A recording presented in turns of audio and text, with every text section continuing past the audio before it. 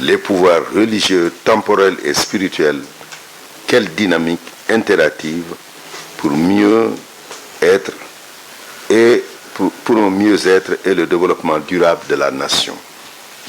Sans anticiper sur le thème, je voudrais rappeler que bien que distincts, le pouvoir temporel et le pouvoir religieux sont intimement liés, mais aussi historiquement inséparables. Et notre société reste caractérisée par une organisation institutionnelle, administrative et sociale qui accorde une place de plus en plus importante à la religion. Un développement authentique requiert donc une parfaite intelligence entre la promotion des valeurs religieuses et la mise en œuvre des politiques sociales de l'État.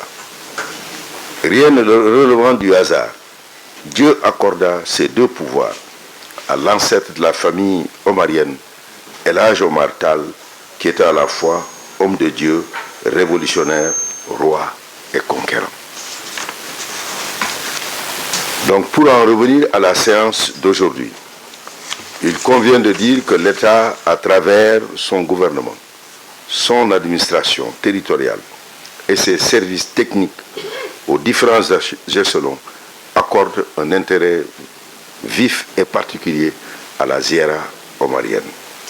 C'est pourquoi, chaque année, il prend toutes les dispositions et mesures nécessaires pour la mise en œuvre des différentes actions pour lesquelles il s'engage dans le sens d'une très belle réussite de cet important événement religieux.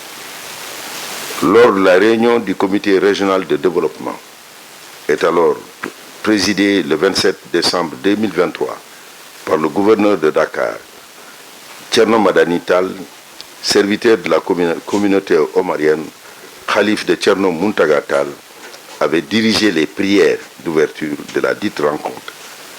Elle a permis de relever les dispositions pouvant être prises dans la circonscription régionale et de porter à mon attention les actions qui requièrent les interventions ministérielles.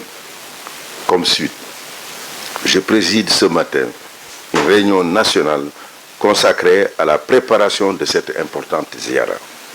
En ce qui concerne le niveau de réalisation des engagements des services de l'administration, le tableau joint résume l'expression des besoins énumérés et contient également les réponses et engagements des services techniques. Je vais donner la parole à M. le gouverneur de Dakar qui va ainsi faire le point de la préparation de cette importante ziara.